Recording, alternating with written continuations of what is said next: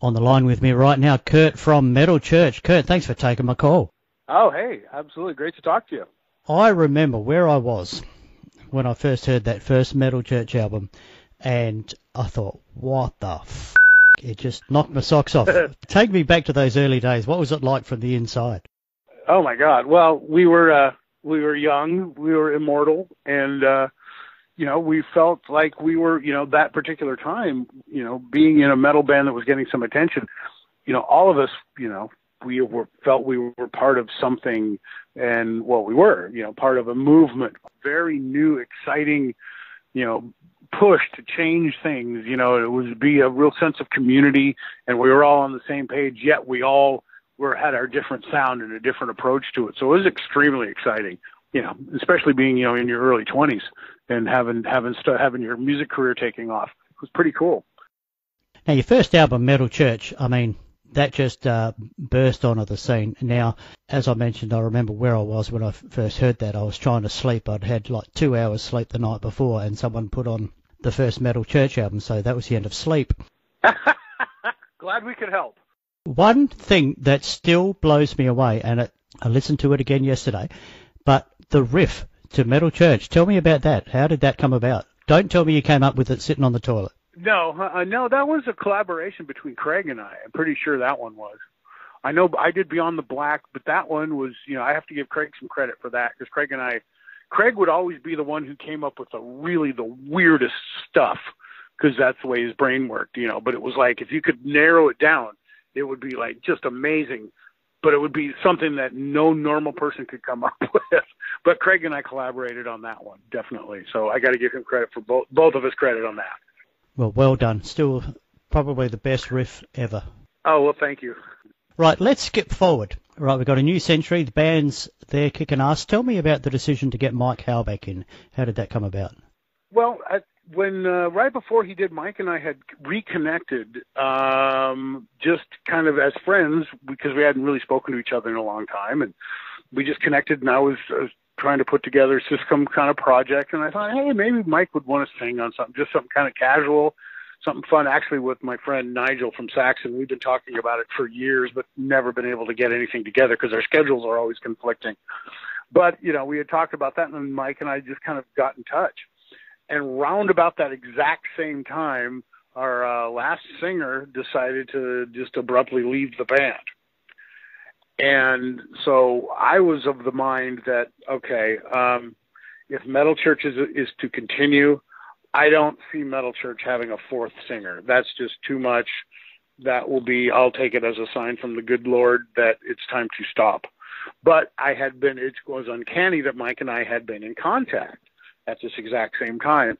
So I presented it to him. And I thought, if the only way it can continue is if Mike comes back. So, and it was just like, so we discussed it, and Mike really, it wasn't an immediate thing. He had to really think about it and really kind of look at how, differently, and I had to do a lot of explaining of how the business works now and how we did business, as opposed to how things worked when he was in the band, before the band broke up. Yeah, it's a different world these days. Yeah, a completely different world, and we manage ourselves for the most part. We make the records ourselves. We don't have anybody breathing down our necks, anybody else telling us what to do, we're not spending millions of dollars making records and never seeing any money. All these it's very, very much do it yourself in working with Rat Pack Records in the States and Nuclear Blast, obviously. But it's a smaller operation now. So we're in control. And that was a big issue for him. So over a few months, we started working together to see if we could come up with some good stuff that he was into, and eventually worked that, hey, Mike and I together, and we're still coming up with great stuff. And then he came back to the band, because that was the only way I always really could see a way forward with Metal Church. Fourth singer, that's just no. But getting somebody back, from our past, that made sense. To me, that was a way to go forward legitimately. And how is the world traveling for Metal Church these days? Considering we've been around forever, and I don't like to call ourselves old, I call ourselves veterans, but it's pretty amazing that we still get to do it and people show up. Like we're just over in Europe for a couple of weeks doing festivals. We go back over next week for 4 more festivals. We get to go back to Japan. We're going to Australia for the first time. And, at this stage of our career, there's all kinds of new things happening. So I didn't really see that coming, so it's pretty awesome, and it's not lost on me. Being extremely grateful. And I feel very blessed that I get to continue to make music, and people still seem to enjoy it, and people show up all over the world. So that's not something that I take lightly. And so it's pretty amazing. It's pretty amazing. Very grateful. Now, with us being stuck over here way on the other side of the world, for many years, not too many people would tour down here. You'd get the odd one, but the last few years, we're getting hit hard with bands coming over from overseas. And Metal Church, I got to tell you, that's one I thought I'd never see. Well, great. Yeah, I think, because again, the music business is so different now. You survive by playing and touring now, and that's how you do it. So, hey, so then for the people that have been kind of a little bit out of the way, it's a good time because everybody says, hey, well, let's go, like what we said. Well, I've been trying to get down there for a long time, and so I think so. And that's some of the upside of the new music business. How's the most recent album going for you? It seems to be great. People really seem to like it. And, and we're being able to play new places and still continue to go play on the back of the record. And, people like it. So it doesn't get any better than that. If people like it, then that's great. Then it was a success.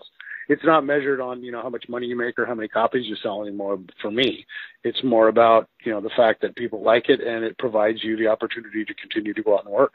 Because as we touched on before, the whole industry's changed. So sales these days are measured in a different way because a lot of people streaming. I myself prefer to still actually have a copy of a CD, actually hold something in your hand. As do I.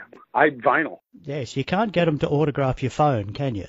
No, you can't. And what the hell? I mean, they're missing this generation of the people that live on the streaming. Yeah, it's a convenience. And that's fine.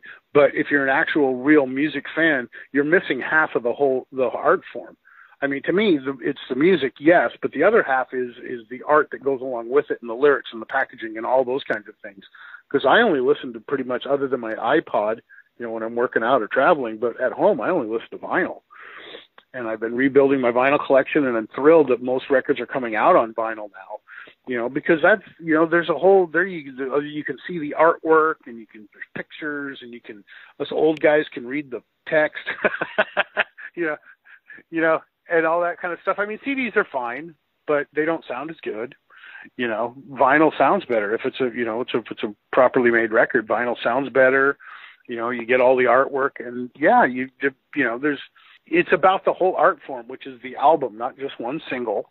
It's about the whole album, the sequence of it, and then listening to the record and staring at the artwork, reading every word on the cover, and and just it's all that whole experience that growing up that made me want to do this. And the streaming thing and all that is just they're missing out on it, and it makes it so disposable. It does, doesn't it? It's all about attention span, though, I think. Yeah, totally. Yeah, absolutely. Anything else you wanted to mention? We're thrilled to be coming down there, and the fact that we actually sold out a show in Melbourne is pretty amazing. And so, I mean, we're really looking forward to this. I mean, it's going to be a very, very meaningful trip for us, and so we're really excited to meet some fans and spend some time. And because after the shows, we're doing some VIP stuff, but we also do a meet and greet after the show too. So. All right, it was great to speak to Kurdt from Metal Church. Very excited about Metal Church coming to Australia late August. 2 shows in Melbourne, 1 in Sydney, 1 in Brisbane.